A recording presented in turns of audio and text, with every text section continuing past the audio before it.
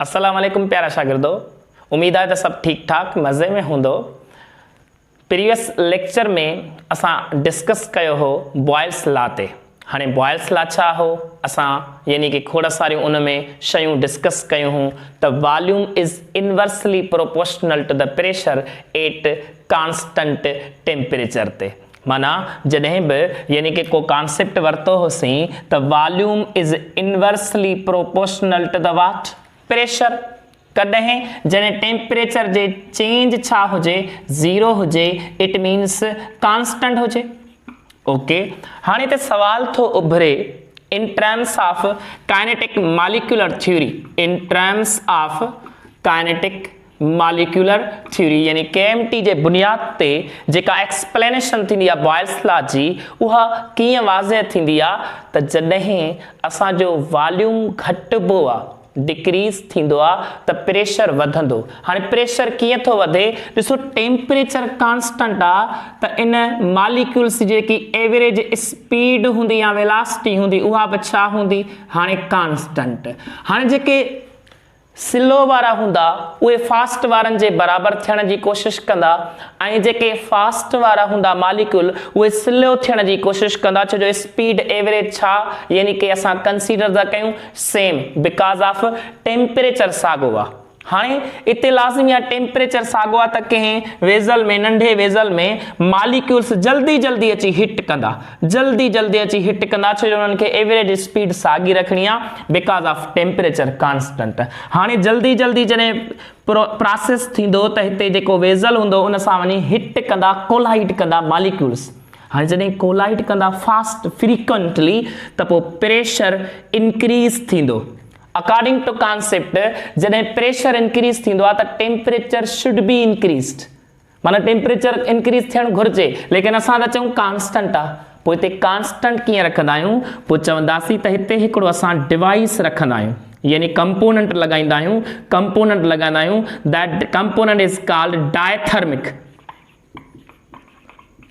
हाणे जेको diathermic material हूंदो आहे, कंपोनेंट हूंदो आहे, उहो छा कंदो आहे, टेम्परेचर खे कांस्टेंट रखण जी कोशिशि कंदो, बैलेंस कंदो। यानी जेकॾहिं हिट थिए थो, कोलाइड थियो त प्रेशर वधियो, प्रेशर वधियो त हीट नई जनरेट थी हूंदी। हाणे जेकॾहिं हीट नई जनरेट थी आहे त हिन सिस्टम ते इफेक्ट कंदी। इन जे करे असां जेकी हीट यानी कि उहा ट्रांसफर थियण जी कोशिशि कंदी त पोइ हिन मटीरियल जे ज़रिए यानी ॿाहिरि ट्रांसफर थी ईंदी, ॿाहिरि ट्रांसफर थी ईंदी त इहो जेको टेम्परेचर आहे उहो मेंटेन रहंदो आहे। ईअं ई जेकॾहिं मिसालनि ते वठूं, जीअं खोड़ सारा मिसाल पहिरियां बि यानी कि प्रीवियस लेक्चर में चया हुआ त जीअं असां बॉयल्स लॉ जे हवाले सां हिकिड़ो यानी कि एग्ज़ाम्पल था वठूं ब्रीथिंग जो, साह खणण जो अमल। इहो बि असांजो बॉयल्स लॉ अथव एक्चुअली। अकॉर्डिंग टू बायोलॉजी त खोड़ सारा प्रोसेस, खोड़ सारा टर्म्स यूज़ थींदा हूंदसि। अकॉर्डिंग टू बॉयल्स लॉ यानी कि इते छा आहे, ब्रीथिंग जो कॉन्सेप्ट कीअं थो अचे त ॾिसो, तव्हां सभिनी खे ख़बर आहे यानी कि रिब्स हूंदियूं आहिनि असांजूं यानी कि पासेरियूं, ठीकु आहे, पासेरियूं।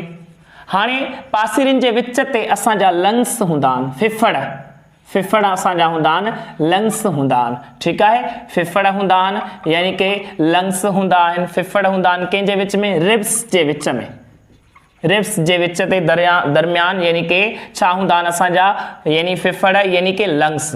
ऐं हेठियां छा हूंदो आहे असांजो, हेठियां हीअं यानी कि इनखे चइबो आहे डायफ्रेम। डायफ्रेम, डायफ्रेम असांजो हूंदो आहे यानी कि डायफ्रेम, ठीकु आहे। हाणे डायफ्रेम ऐं रिब्स जे विच में असांजा लंग्स हूंदा आहिनि। हाणे जीअं ई असां इनहेल कंदासीं, इनहेल माना अंदरि साह खणंदासीं त ही जेके रिब्स हूंदियूं हिन ते प्रेशर एक्सर्ट कंदियूं, प्रेशर यानी कंप्रेस थींदो। ही जेकॾहिं कंप्रेस थींदो त वॉल्यूम घटिजंदो, लाज़मी आहे प्रेशर वधंदो, वॉल्यूम घटिजो त असां साह अंदरि खणी सघंदा आहियूं। हाणे प्रेशर घटिबो छा यानी प्रेशर वधिबो, यानी प्रेशर वधियो त छा घटिबो, यानी वॉल्यूम घटिजंदो। ईअं ई असांजो यानी कि हिते कॉन्सेप्ट आहे जेॾीमहिल इनहेल कंदा आहियूं त प्रेशर वधंदो, कंहिंजो प्रेशर जे बुनियाद ते प्रेशर ही एग्ज़र्ट थींदो यानी लंग्स ते, ठीकु आहे, छो जो ही लंग्स जेके हूंदा आहिनि उहे डायफ्रेम ऐं रिब्स जे विच ते हूंदा आहिनि त ही कंप्रेस थी वेंदो, त प्रेशर एग्ज़र्ट थियो, प्रेशर वधियो। हाणे जेकॾहिं प्रेशर वधियो आहे त चवंदासीं इते वॉल्यूम घटिजो हूंदो। हाणे वॉल्यूम घटिजो आहे, ईअं ई जेकॾहिं एक्सहेल कंदा आहियूं ॿाहिरि साह यानी कि कढंदा आहियूं या खणंदा आहियूं त पोइ असां चवंदासीं जेॾीमहिल प्रेशर छा थींदो, घटिजी वेंदो। माना ही जेके रिब्स ऐं डायफ्रेम जो जेको प्रेशर आहे कंहिं ते लंग्स ते, त पोइ छा थींदो, इहो प्रेशर घटिबो त वॉल्यूम वधबो, वॉल्यूम वधंदो त लाज़मी आहे पोइ साह ॿाहिरि खणी सघूं था। त इहो बि कॉन्सेप्ट अथव ब्रीथिंग जे लिहाज़ सां। हाणे ईअं खोड़ सारा मिसाल ॿिया बि पढ़िया हुया, ठीकु आहे। हाणे ऐं उनखां अलावा असां छा कयोसीं यानी कि न्यूमेरिकल प्रॉब्लम्स जी बि डिस्कस कईसीं। हाणे अचो त असां चार्स लॉ ते डिस्कस करे वठूं। चार्स लॉ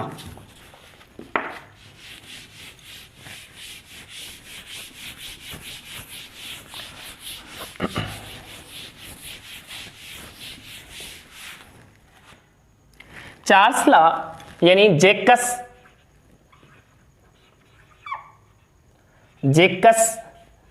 एसी चार्ल्स,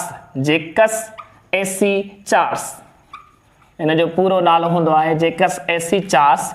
1787 में हिन पंहिंजो लॉ इंट्रोड्यूस करायो हो। हिन छा चयो हो त volume of A given mass of a gas given mass of gas is directly proportional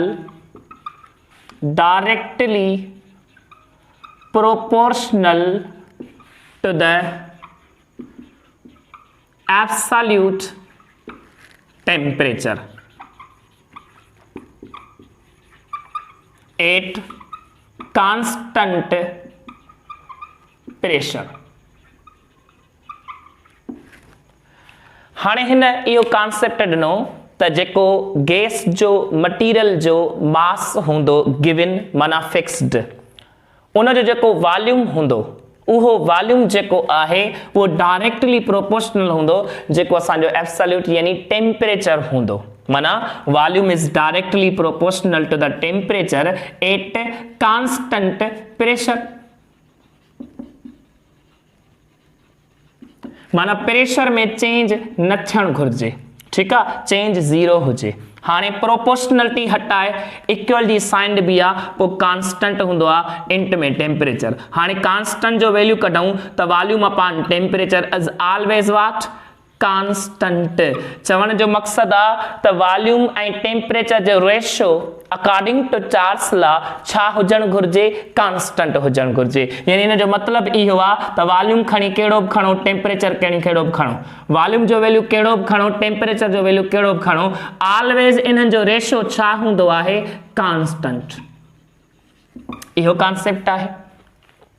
हाणे असां ॾिसूं त सही त हिन कंहिं एक्सपेरिमेंट परफॉर्म करे असांखे ही लॉ जी स्टेटमेंट ॾिनी ऐं ही मैथमेटिकल रिलेशन ॾिनो हो। त अचो हाणे असां उन एक्सपेरिमेंट खे ॾिसूं त हुन जेकस चार्ल्स जेको एक्सपेरिमेंट परफॉर्म कयो हो उहो कहिड़े बिहाफ ते कयो ऐं कहिड़ी कहिड़ी रिज़ल्ट कीअं वरिती वई हुई, ठीकु आहे। सो हाणे ही तेसि ताईं नोट करे वठो, स्क्रीनशॉट कढी वठो, शाबाश।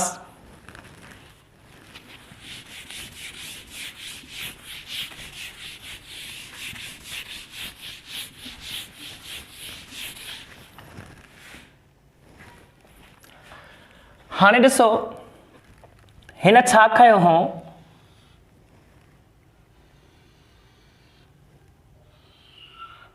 हिकिड़ो वाटर बाथ खयो हो, वाटर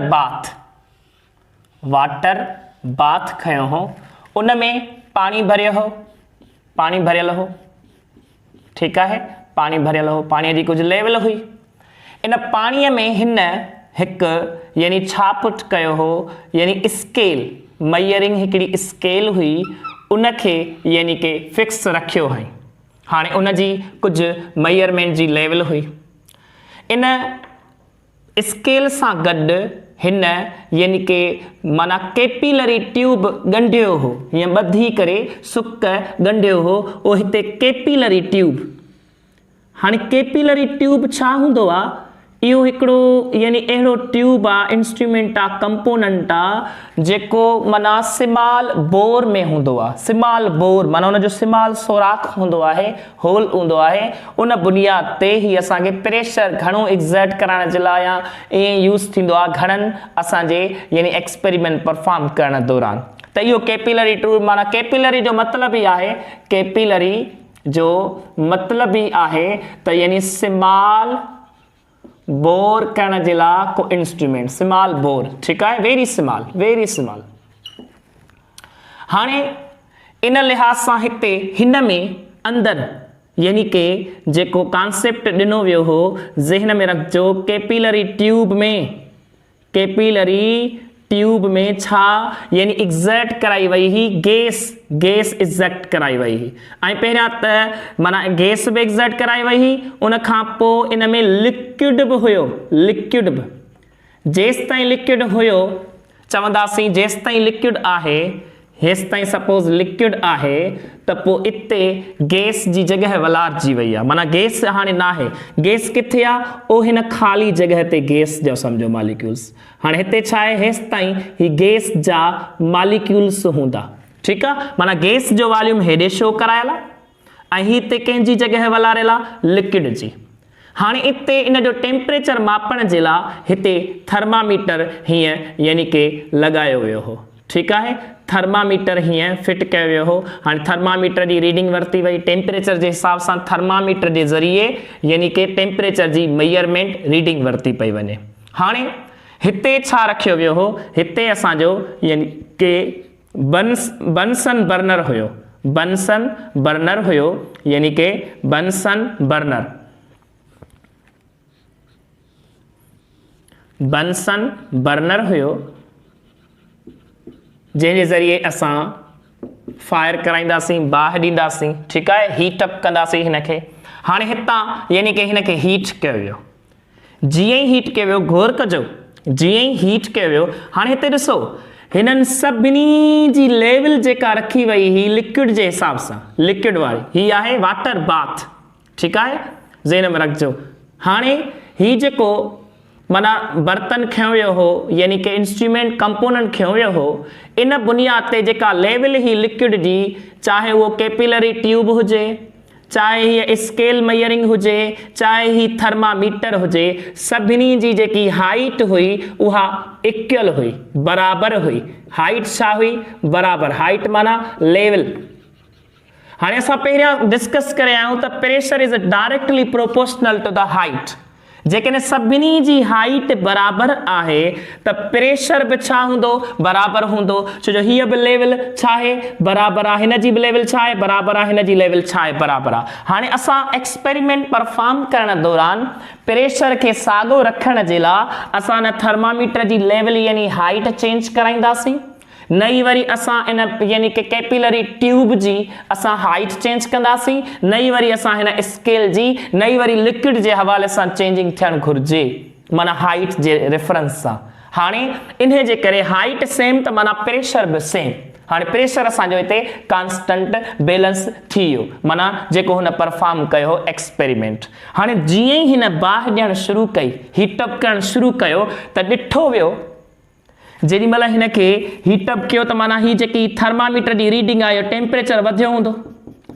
हाणे टेम्परेचर जॾहिं वधियो माना ही टेम्परेचर राइज़ थियो, टेम्परेचर हीटअप करण सां राइज़ थियो, वधियो, इंक्रीज़ थियो त ॾिठो वियो जेको कैपिलरी ट्यूब में गैस आहे उन जो वॉल्यूम बि इंक्रीज़ थींदे शुरू थी वियो, माना जिथे लिक्विड भरियल हो उते लिक्विड हेठि पियो थींदो वञे ऐं गैस छा पई थी वञे? उते वधंदी पई वञे। ज़हन में रखिजो ही जेकी ख़ाली जॻह हुआ या कंहिंजे लाइ हुआ? गैस जे मालिक्यूल्स जे लाइ, कंहिंजे लाइ? गैस जे मालिक्यूल्स जे लाइ इहा जॻह हुआ। हाणे जीअं जीअं टेम्परेचर वधायो त गैस जा मालिक्यूल्स हेॾे ईंदा पिया वञनि, लिक्विड हेठि पियो थींदो वञे, माना वॉल्यूम गैस जो वधंदो पियो वञे टेम्परेचर जे इंक्रीज़ थियण सां। वरी जीअं ई बंसन बर्नर हटायो वियो, कुछ सेकंडनि या कुछ 1-2 मिंटनि खां पोइ या ईअं खणी चओ त कुछ सेकंडनि में वरी छा थियो, टेम्परेचर घटियो। हाणे त ॿी रीडिंग में ऑब्जर्वेशन में छा थियो, टेम्परेचर घटियो त हाणे वॉल्यूम बि घटिजी वियो। गैस जा मॉलिक्यूल जेके आहिनि उते या लिक्विड अची वियो उते गैस जी जॻह ते, माना हिते वॉल्यूम छा थींदो पियो वञे, डिक्रीज़ थींदो पियो वञे।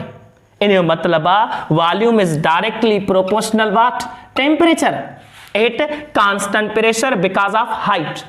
इन बेसिस ते यानी जेको चार्ल्स हुयो उन पंहिंजो लॉ पेश कयो त जीअं मिसाल, हाणे हिन जा मिसाल कीअं वठूं, हिकिड़ी तव्हां शापर खणो, का बि शापर खणो यानी कि जिन में सामान वठिबो आहे या खंडु वग़ैरह ॿी वरिती आहे, प्लास्टिक जी शापर।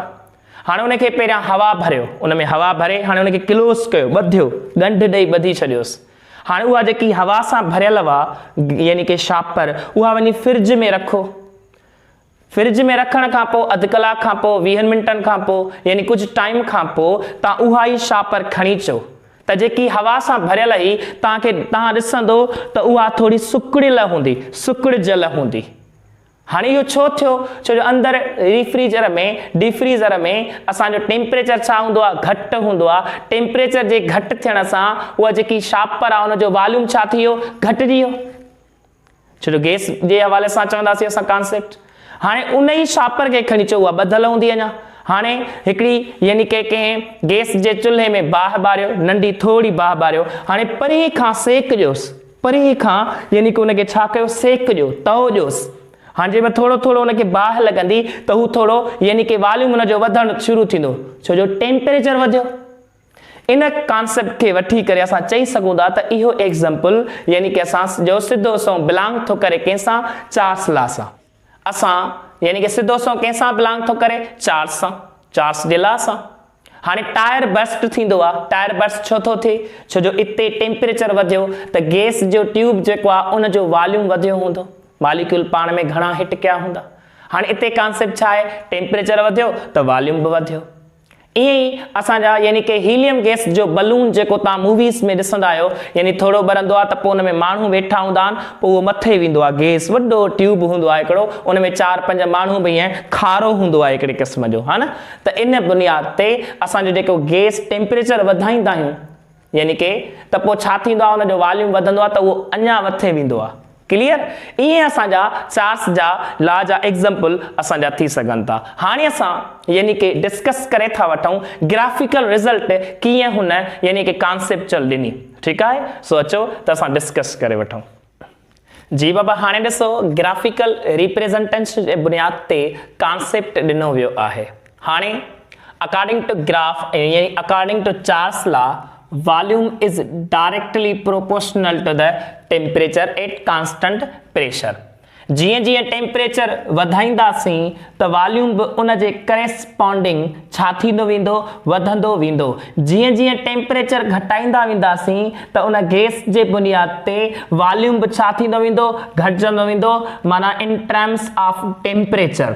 इहो कॉन्सेप्ट ॾिनो वियो। हाणे जीअं जीअं वॉल्यूम टेम्परेचर वधायो वियो त टेम्परेचर यानी कि वधण सां यानी वॉल्यूम बि गैस जो छा पियो थिए, वधे पियो। हाणे ठीकु आहे, एट सर्टेन फिक्स्ड कंहिं टेम्परेचर ताईं। हाणे असांखे ख़बर आहे जॾहिं असां टेम्परेचर खे घटाईंदासीं त वॉल्यूम बि गैस जो छा थियणु घुरिजे, घटिजणु घुरिजे। पोइ ईअं आस्ते आस्ते वरी टेम्परेचर खे घटायो वियो त वॉल्यूम बि घटिजंदो पियो वञे। हाणे कुझु टाइम खां पोइ ॾिठो वियो त यानी कि असांजो जेको टेम्परेचर आहे जीअं जीअं घटाईंदो पियो वञे त वॉल्यूम बि लाज़मी आहे घटिजणु घुरिजे। हाणे according to real gases, real gas जे बुनियाद ते माना जीअं जीअं टेम्परेचर घटाइबो त गैस लिक्विड में कन्वर्ट थियणु शुरू थींदी। हाणे टेम्परेचर जे घटिजण सां त गैस जा मॉलिक्यूल्स यानी गैस जेको स्टेट आहे मैटर जो, उहो छा में कन्वर्ट थियण जी कोशिशि कंदो, लिक्विड में। हाणे इहो जेको प्रोसेस थींदो इन बेसिस ते त हाणे गैस जे लॉ जे मुताबिक़ रिज़ल्ट यानी गैस जो जेको लॉ चार्ल्स लॉ आहे उहो ओबे सही नथो थिए। हाणे पोइ छा सोचियो वियो, पोइ चयो वियो त हाणे छा था कयूं, ग्राफिकल रिप्रेज़ेंटेशन ॾेई करे उन में असां इहो इमेजनरी आइडियल गैस जे बुनियाद ते कॉन्सेप्ट खणी त ॾिसूं था हली जेतिरो टेम्परेचर माना असां सम्झी करे इमेजनरी हाइपोथेटिकल कॉन्सेप्ट ॾेई करे असां इहो कंसीडर था कयूं त टेम्परेचर जे घटाइण सां वॉल्यूम बि छा थियो आहे, यानी घटिजंदो पियो वञे। हाणे जीअं जीअं टेम्परेचर घटाईंदो पियो वञे वॉल्यूम घटिजंदो पियो वञे घटिजंदो, हिकिड़ी अहिड़ी पॉइंट अची वई जिथे वॉल्यूम छा थी वियो, घटिजी वियो। हाणे ही जेकी हॉरिजॉन्टल लाइन आहे, इन सॼी हॉरिजॉन्टल लाइन ते वॉल्यूम ऑफ गैस छा सम्झो वेंदो, ज़ीरो, बिकॉज़ असांजो जीअं वर्टिकल लाइन मथे थींदो आहे त इहो वॉल्यूम इंक्रीज़ थियणु आहे, यानी वर्टिकल लाइन में असांजो वॉल्यूम आहे ऐं हॉरिजॉन्टल में टेम्परेचर आहे। हाणे हिकिड़ी अहिड़ी यानी सर्टेन वैल्यू अची वियो जिथे गैस जो वॉल्यूम छा थी वियो, ज़ीरो थी वियो ऑन द बेसिस ऑफ यानी वैल्यूज़, कीअं कहिड़े बुनियाद ते हीअ रिज़ल्ट वरिती हुई। हाणे ॾिसो ही वॉल्यूम जो फार्मूलो आहे on the basis of any temperature, यानी हिन खे चइबो आहे क्वांटिटेटिव यानी कि मेजरमेंट ऑफ यानी चार्ल्स लॉ टेम्परेचर जे बुनियाद ते ऐं वॉल्यूम जे बुनियाद ते, माना क्वांटिटेटिव रिप्रेजेंटेशन या quantitative definition of Charles law. ठीकु आहे, हाणे इन बुनियाद ते we not original volume temperature ऐं केल्विन जे बुनियाद ते 273 पॉइंट, माना इन जो मतिलबु आहे जेको वॉल्यूम आहे ओरिजिनल उहो कंहिं सर्टेन टेम्परेचर ते 273 टाइम्स, माना उन जे टाइम्स जे बुनियाद ते 1/273 जे बुनियाद ते छा थींदो, उहो टेम्परेचर यानी वधण सां वॉल्यूम छा थींदो, गैस जो वधंदो, माना जेतिरो टेम्परेचर वधाईंदासीं ओतिरो वॉल्यूम छा थियणु घुरिजे, वधणु घुरिजे। हिन फार्मूले सां असां मालूम करे वठंदासीं त केतिरो टेम्परेचर वधाइण सां असांजो केतिरो वॉल्यूम गैस जो वधियो आहे, केतिरो टेम्परेचर घटाइण सां असांजो केतिरो वॉल्यूम घटिजियो आहे। हाणे कुझु वैल्यूज़ रखिया विया, जीअं मिसाल ॻाल्हि हाणे असां वठूं था 0 डिग्री सेल्सियस ते, हाणे 0 डिग्री सेल्सियस ते डिग्री सेल्सियस जो टेम्परेचर अथव, ज़हन में रखिजो। हाणे उते जेको वॉल्यूम कंसीडर कयो वियो हो क्वांटिटेटिव, उहो घणो 440 यानी 546 हुयो। हाणे इहो 0 ते जीअं आयो, हाणे अकॉर्डिंग टू चार्ल्स लॉ यानी कि वॉल्यूम ऐं टेम्परेचर जो जेमहिल रेशियो वठूं उहो छा अचणु घुरिजे, कांस्टेंट। हाणे हिनखे जॾहिं डिवाइड कंदासीं यानी कि टेम्परेचर सां 0 सां 546 खे, त तव्हां ॿुधायो छा ईंदो रिज़ल्ट। 0 सां जेकॾहिं त यानी कि अला छा थी वेंदो, माना रिज़ल्ट जेकी बि आहे। हाणे 1 सां जॾहिं 548 खे डिवाइड कंदासीं त 548 ईंदो, जॾहिं 10 सां 566 खे वठंदासीं त हिननि डिग्री सेल्सियस जे बुनियाद ते रेशियो छा थो अचे, यानी कि चेंज ईंदो, रेशियो चेंज ईंदो, माना रेशियो वॉल्यूम ऐं टेम्परेचर जे बुनियाद ते कांस्टेंट वैल्यू न ईंदो। चार्ल्स लॉ त चयो असांखे, सम्झायो असांखे, कॉन्सेप्ट ॾिनो त जॾहिं वॉल्यूम ऐं टेम्परेचर जो जेको रेशियो हुजणु अचणु घुरिजे उहो त कांस्टेंट अचणु घुरिजे। पोइ हिते त टेम्परेचर कहिड़ो खयो वियो हो, डिग्री सेल्सियस, पोइ इन जे मुताबिक़ त चार्ल्स लॉ खे ओबे थिए ई नथो, फॉलो थिए ई नथो। पोइ चार्ल्स लॉ जेको आहे उहो डिग्री सेल्सियस खे ओबे करे थो न, पोइ छा कयूं, पोइ इन ई टेम्परेचर खे असां केल्विन में कन्वर्ट कयूं, छा में, केल्विन में। छा ॾिसूं असांजो उहो जेको रिज़ल्ट आहे चार्ल्स लॉ जे बुनियाद ते छा उहो अचे थो, त वॉल्यूम ऐं टेम्परेचर खे जॾहिं डिवाइड कयूं त हमेशह छा अचणु घुरिजे, रिज़ल्ट कांस्टेंट अचणु घुरिजे। त पोइ छा ॾिसूं, कांस्टेंट अचे थो, यस अची वेंदो। 546 खे जॾहिं तव्हां यानी 0 डिग्री सेल्सियस मां केल्विन में कन्वर्ट कंदो त पोइ 273 डिग्री यानी कि सेल्सियस मां डिग्री सेल्सियस मां जॾहिं केल्विन में कन्वर्ट कबो, केल्विन में त 273 केल्विन अची वेंदो। हाणे तव्हां ॾिसो यानी कि 546 खे डिवाइड कयो 273 सां त जवाबु ईंदो 2, क्लियर, भली डिवाइड कयोसि। हाणे जेकॾहिं 548 खे तव्हां 274 सां डिवाइड कंदो तॾहिं जवाबु छा ईंदो, 2 अची वेंदो। जॾहिं तव्हां 566 खे 283 सां डिवाइड कंदो तॾहिं जवाबु छा ईंदो, 2। ईअं असां यानी कि ॾिसूं पिया त जेकॾहिं 1092 ताईं वॉल्यूम खणूं on the basis of kelvin temperature 546, त पोइ असांजो जेको जवाबु वरी बि छा थो अचे 2 ई थो अचे। माना इन जो मतिलबु आहे त जेको असांजो केल्विन जो स्केल आहे उहो ओबे करे थो छाखे, यानी कि असांजे चार्ल्स लॉ खे। पोइ इन जे करे हिते कॉन्सेप्ट आयो त वॉल्यूम जेकॾहिं 0 आहे हिन टेम्परेचर ते ऐं उहो टेम्परेचर डिग्री सेल्सियस में 0 न हुयो, माइनस हुयो 273.15 चवंदा आहियूं या 16 बि चवंदा आहियूं, मोस्टली असां 15 लिखंदासीं, ठीकु आहे, डिग्री सेल्सियस में minus 273.15। In temperature J value ते जेको असांजो कॉन्सेप्ट ॾिनो वियो उहो छा आयो त वॉल्यूम त 0 थी वियो, हाइपोथेटिकल ग्राफिकल रिप्रेजेंटेशन में टेम्परेचर त 0 न हुयो ऐं इन ई टेम्परेचर ते वरी गैस जो ला चार्ल्स लॉ डिग्री सेल्सियस में ओबे कोन थो थिए। हाणे हिते चवण जो मक़सदु इहो आहे, सम्झण जो मक़सदु इहो आहे त अकॉर्डिंग टू लॉ जेकॾहिं वॉल्यूम 0 आहे त प्रेशर बि 0 हूंदो, चेंज 0 आहे, प्रेशर चार्ल्स लॉ जे बुनियाद ते चेंज 0 आहे। हाणे जेकॾहिं चेंज प्रेशर 0 आहे त टेम्परेचर शुड बी 0। जेकॾहिं टेम्परेचर 0 आहे लेकिन डिग्री सेल्सियस में त 0 कोन्हे, पोइ इते कॉन्सेप्ट आयो, इतां खां वठी असांजो केल्विन जो स्केल स्टार्ट थियो। हाणे केल्विन स्केल माना हितां टेम्परेचर 0 त 0 केल्विन इंट्रोड्यूस थियो। इहो जेको 0 केल्विन हुयो, 0 केल्विन जंहिंखे असां यानी थर्मोडायनामिक टेम्परेचर चवंदा आहियूं, थर्मोडायनामिक टेम्परेचर चवंदा आहियूं या असां हिनखे एब्सोल्यूट टेम्परेचर बि चवंदा आहियूं, एब्सोल्यूट 0 टेम्परेचर।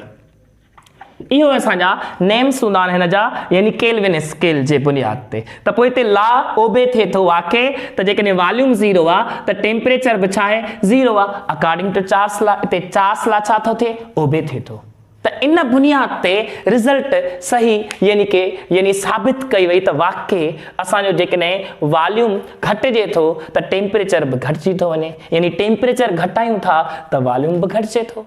इन सेंस में असांजो यानी चार्ल्स लॉ ओबे थींदो आहे। त हाणे असां अॻियां यानी कि कुझु न्यूमेरिकल करे था वठूं जंहिंसां असांखे सही सम्झ अचे त इहो जेको मैथमेटिकल यानी एक्सप्रेशन्स फार्मूलो आहे इहो चार्ल्स लॉ जो कीअं अप्लाई थींदो आहे, ठीकु आहे। तेसि ताईं नोट करे वठो ऐं स्क्रीनशॉट करे वठो, शाबाश जी बाबा। त हाणे अव्हांजे अॻियां न्यूमेरिकल्स आहिनि, ॾिसो। A child balloon has a volume of 6.80 decimeter cube when the temperature is 37 degrees Celsius. What is the volume if the balloon is put into a refrigerator and cooled to 10 degrees Celsius? हाणे ज़हन में रखो असां वटि छा मिलियल आहे, volume V1 मिलियल आहे जेको आहे 6.80 डेसीमीटर क्यूब में, ओके। और खां पोइ टेम्परेचर डिग्री सेल्सियस में मिलियल आहे 37 डिग्री सेल्सियस में T1। हाणे इनखे ज़हन में रखिजो, अकॉर्डिंग टू चार्ल्स लॉ असांजो डिग्री सेल्सियस जे मुताबिक़ ओबे न थींदो आहे, त पोइ केल्विन में कन्वर्ट कंदा आहियूं। त केल्विन में कन्वर्ट करण जे लाइ 37 प्लस 273 त ही थींदो 310 केल्विन, माना 310। हाणे असांजो जेको यानी वॉल्यूम 2 फाइंड करणो आहे, वॉल्यूम 2 फाइंड करणो आहे जॾहिं असां यानी कि टेम्परेचर यानी कि कूल जे बुनियाद ते माना घटि था वठूं, लोअर टेम्परेचर ते था वठूं। त असांजो जेको T2 मिलियल आहे उहा आहे 10 डिग्री सेल्सियस ऐं इनखे जॾहिं कन्वर्ट कबो त पोइ 10 plus 273 is equal to 283 kelvin. Clear. हाणे तव्हांखे फाइंड छा करणो आहे, यानी कि V2 according to Charles law V1 upon T1 is equal to the V2 upon T2।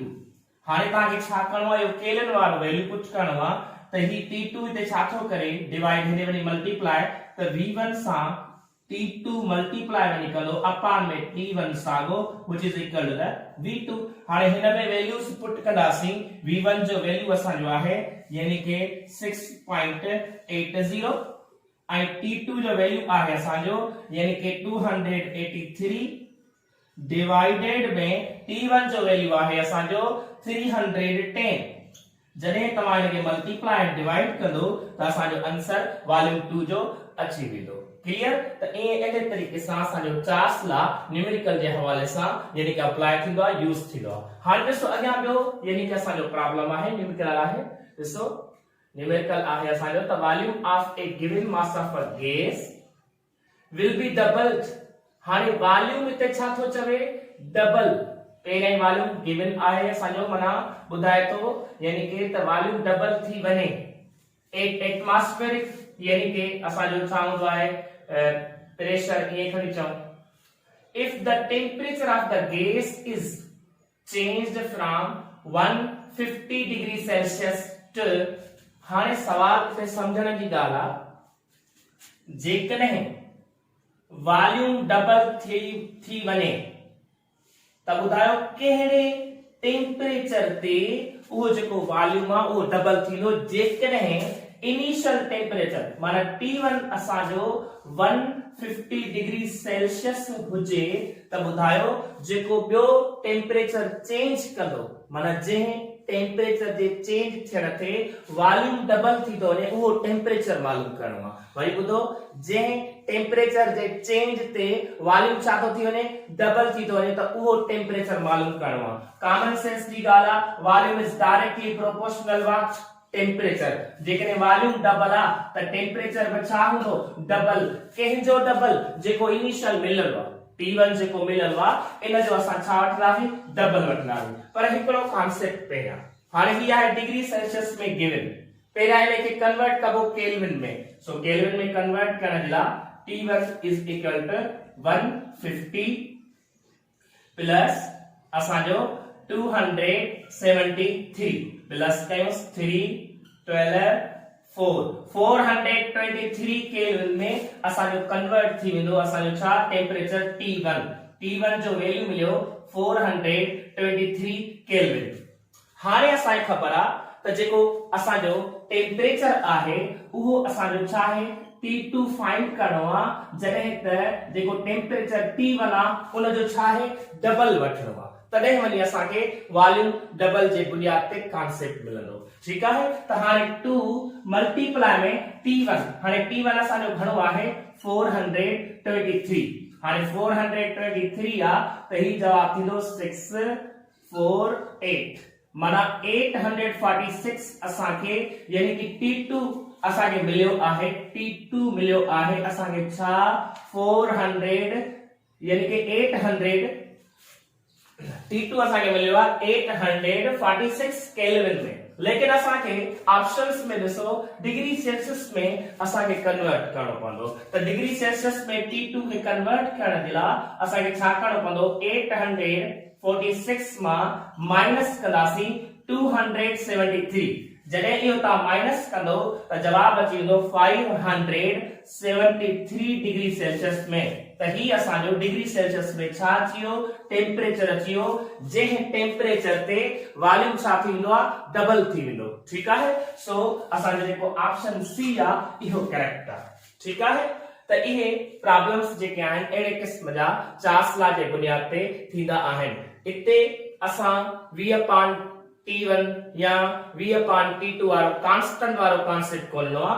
इते यानी वॉल्यूम डबल माना डायरेक्टली प्रोपोर्शनल जे बुनियाद ते कॉन्सेप्ट आहे। त वॉल्यूम जेकॾहिं डबल थींदो त टेम्परेचर छा हूंदो, डबल हूंदो। उन बेसिस ते असां इनिशियल टेम्परेचर खे कन्वर्ट कयोसीं यानी 150 डिग्री सेल्सियस के केल्विन में। हाणे इन्हे जो ही डबल थींदो, अंडरस्टूड आहे। त 2T1 इन्हे जो रखियोसीं त T2 मिलियो माना फाइनल टेम्परेचर 846 ही उहो टेम्परेचर आहे जंहिंते वॉल्यूम छा थी वेंदो, डबल थी वेंदो। क्लियर, शाबाश। त ही अव्हां जे हवाले सां न्यूमेरिकल आहे। हाणे नेक्स्ट में असां इंशाल्लाह जनरल गैस इक्वेशन ते यानी डिस्कस करे वठंदासीं। तेस ताईं अल्लाह भाई, थैंक यू।